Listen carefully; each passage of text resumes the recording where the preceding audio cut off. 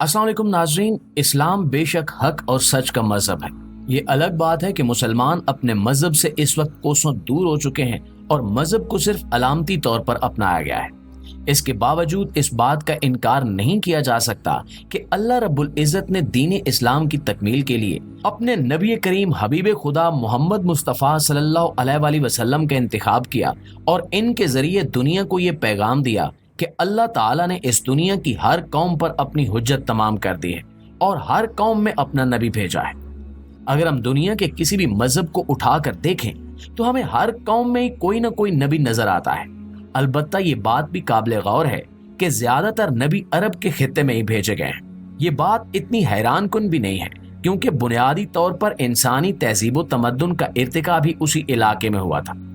एक ऐसा इलाका जहां से इंसानी तहजीब और तमद्दुन ने जन्म लिया हो, वहां पर नबी ज्यादा ही भेजे गए होंगे।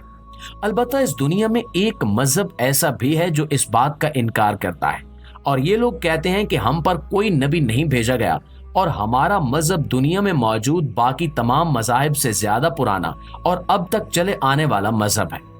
एक लिहाज से इस मजहब के मानने वालों की ये बात सच भी है। हम यहाँ पर बात कर रहे हैं हिंदू मजहब की, जिसके मानने वालों का ये दावा है कि हिंदू मजहब इस दुनिया में तब से मौजूद है जब इस्लाम या मुसलमानों का नामो निशान भी नहीं था। तो फिर आखिर हिंदुस्तान में भेजे गए नबी का नाम क्या था और उस कौम पर भेजे जाने वाले नबी ने उस कौम को कौन कौन सी तालीमात दी?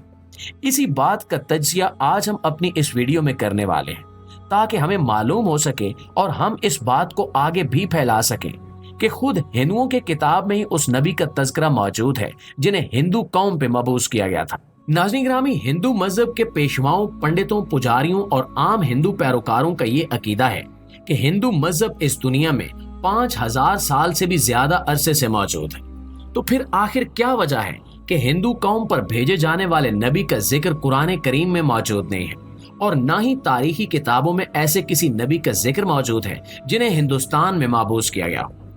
दूसरी तरफ अल्लाह ताला कुरान करीम में ये बात वाज़े अल्फाज में इरशाद फरमाता है कि ये अल्लाह की सुन्नत है कि उसने हर कौम में एक नबी भेजा है। अगर हम हिंदू कौम की तारीख देखें तो हमें मालूम होता है कि ये कौम दरअसल दरिया सिंध की वजह से हिंदू कहलाती है, बल्कि दरिया सिंध की वजह से ही आज हिंदुस्तान हिंदुस्तान कहलाता है। दरिया सिंध के किनारे बसने वाले दरावड़, जिन पर बाद में आर्यों ने कब्जा किया और इन्हें अपना महकूम बनाया, वो लोग सिंधु कहलाते थे। ये लफ्ज बिगड़ते बिगड़ते हिंदू बन गया और इस कौम ने यानी आर्याई अकवाम ने पूरे हिंदुस्तान पर कब्जा कर लिया। वक्त के साथ साथ ये मजहब यहाँ पर फैलता फूलता चला गया।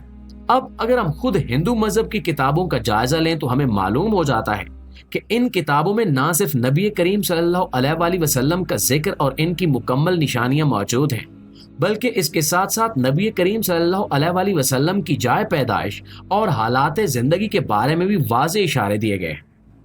हिंदू मजहब में 4 किताबें हैं जिन्हें वेदें कहा जाता है। सबसे ज्यादा इशारे जिस किताब में मिलते हैं वो ऋग्वेद है। इसके साथ साथ दीगर इल्हामी मज़ाहिब जिन्हें माहिरीन तारीख सामी मजहब के नाम से भी जानते हैं, इन सब में सैयदना आदम अलैहिस्सलाम का वो वाक़या मौजूद है जब अल्लाह ताला ने इन्हें पैदा किया और इनकी पसली से अम्मा हव्वा अलैहिस्सलाम को पैदा फरमाया। फरिश्तों को इन्हें सजदा करने का हुक्म दिया और उस वक्त शैतान ने इन्हें सजदा करने से इनकार किया। इसके बाद हजरत आदम अलैहिस्सलाम को एक गलती की पादाश में जन्नत से निकाल कर जमीन पर भेजा गया। ये तमाम वाक़यात तीनों बड़े सामी मज़ाहिब यानी इस्लाम, ईसाईयत और यहूदियत में मौजूद है।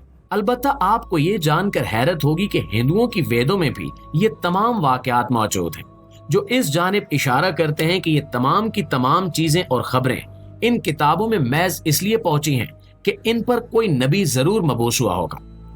इस हवाले से माहिरीन तारीख की मुख्तलिफ आरा हैं। सबसे ज्यादा मकबूल राय के मुताबिक इस दुनिया में सबसे पहला नबी भेजा ही हिंदुस्तान की जमीन पर गया था। जी हाँ, आप बिल्कुल दुरुस्त सोच रहे हैं।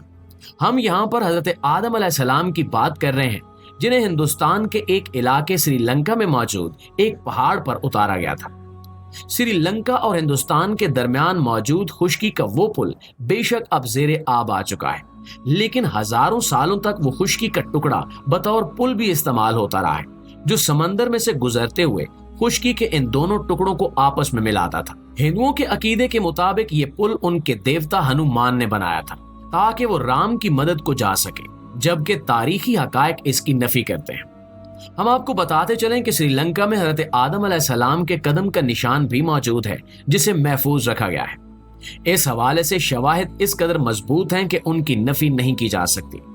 اس بات پر تقریباً تمام ماہرین تاریخ کا اتفاق ہے کہ ہندوستانی علاقے میں سب سے پہلے حضرت آدم علیہ السلام ہی بھیجے گئے تھے، اور اس لیے ان کی کتابوں میں بڑی تفصیل سے ان کے تمام حالات کا ذکر ہے۔ جیسا کہ ہم جانتے ہیں کہ حضرت آدم علیہ السلام کی اولاد سے ہی بت پرستی کا دور شروع ہو گیا تھا، جب حابیل نے قابیل کو قتل کیا تھا اور حابیل کی اولاد گمراہ ہو کر بت پرستی میں مبتلا ہو گئی تھی۔